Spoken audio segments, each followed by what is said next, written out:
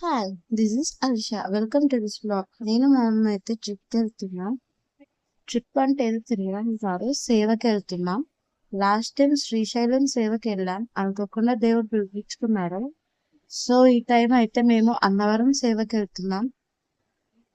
అనుకోకుండా దేవుడు ఇది కూడా పిలిపించుకున్నాడు. మేమైతే ఇప్పుడు స్టార్ట్ అయ్యాం. నైట్ అయితే ట్రైన్ వరంగల్లో ఎక్కాం. Direct Annavaram train. ఈ ట్రైన్ డీటెయిల్స్కి వచ్చేసి నైట్ 9:40కి మాకు ట్రైన్ డైరెక్ట్ ఉండే అండి అన్నవరం. కానీ నా ట్రైన్ వచ్చేసరికి నైట్ 1:30 అయింది. సో చాలా 4 hours లేట్ అయింది. ఆ లోపు అయితే మేమైతే నేను మా మమ్మీ అటు ఇటు తిరుక్కుంటూ ఉన్నాం. అండ్ వరంగల్ స్టేషన్కి వచ్చేసి చాలా వియర్డ్గా ఉంది. బయట అయితే చాలా కొంచెం డేంజర్గానే అనిపించింది నాకు.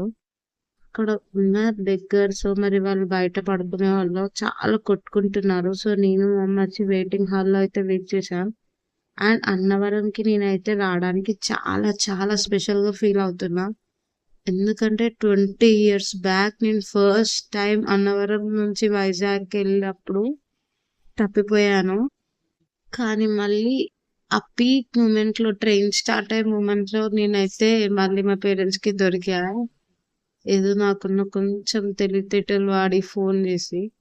సో అలా ట్రైన్లో ప్రయాణిస్తుంటే ఎర్లీ మార్నింగ్ వ్యూ చాలా బాగుందని అలా ఒకటి క్యాప్చర్ చేసా. అండ్ నాకు it set climate weather conditions చాలా బాగా నచ్చాయి. సో ఎర్లీ మార్నింగ్ వ్యూ కూడా చాలా చాలా బాగుందండి. ఆల్రెడీ ట్రైన్ ఫుల్ డీలే అనుకుంటే ఇది ఇంకా చాలా స్లోగా వెళ్తుంది ట్రైన్ అయితే.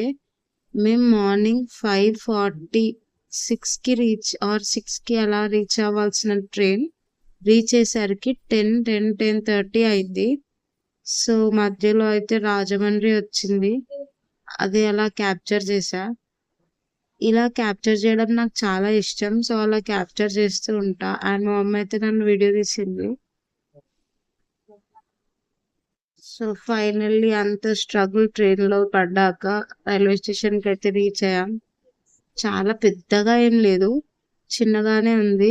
అండ్ మనకు అక్కడ అయితే బస్సెస్ చాలా 2 or 5 minutesకి ఒక బస్సు వస్తుంది. సో రైల్వే స్టేషన్ అలా బస్సు ఇదిగోండి ఇలా ఉంటుంది. అది తీసుకొచ్చి మనల్ని డైరెక్ట్ టెంపుల్ ముందు తిరుగుతుంది. అంటే సిఆర్ఓ ఆఫీస్ ముందు రూమ్స్ తీసుకోవాలనుకున్న వాళ్ళకి అక్కడ తీసుకోవచ్చు. అక్కడ కూడా స్టాప్ ఉంది. లేదంటే వచ్చి మనల్ని సేవా వాళ్ళని డైరెక్ట్ టెంపుల్ దగ్గర దింపుతుంది. అక్కడ నుంచి మనం సేవా బుకింగ్స్ చేసుకొని అక్కడికైతే వెళ్ళాలి. ఇదంతా మా టీం. అండ్ ఇదైతే ఎంట్రన్స్. నాకైతే ప్లేస్ చాలా బాగా నచ్చింది. 20 years తర్వాత అసలు మనకు చిన్నప్పుడు ఏమైనా గుర్తుంటుందా? సో మళ్ళీ రీవిజిట్ చేసేసరికి నేను రీకలెక్ట్ చేసుకోవడానికి ట్రై చేసినా కూడా నాకైతే ఏం గుర్తు రాలేదు చిన్నప్పుడు ఏం చూసానా అని. ఫస్ట్ అయితే బాగుంది. అండ్ లాస్ట్కి అయితే సేవకి రెడీ అయిపోయాం. మాకు ఆ రోజు డ్యూటీ పడింది. ఎందుకంటే మేము చేసేది ఓన్లీ 3 days. రూమ్స్ మాత్రం స్పేషియస్గా ఉన్నాయి, డార్మెటరీస్. అండ్ ఇంతకుముందు చూసిన క్లిప్లో అయితే అక్కడ వాళ్ళు సేవ అది. అండ్ ఈవినింగ్ అయితే ఆఫ్టర్ సేవ నేనైతే ఇక్కడ కింద కూర్చున్నాను. చాలా బ్యూటిఫుల్ స్పాట్స్ ఉన్నాయి, ప్లేసెస్. సో ఇదైతే వ్రతం ప్లేస్. అక్కడ వ్రతాలు అయితే జరుగుతున్నాయి. అండ్ ఈ టెంపుల్లో స్పెషాలిటీ ఏంటంటే 365 days కంప్లీట్గా వ్రతాలు అయితే జరుగుతాయి. మనకి 2000 టికెట్ ఉంటుంది, 1500 టికెట్ ఉంటుంది, 300 రూపీస్ టికెట్స్ కూడా ఉంటాయి.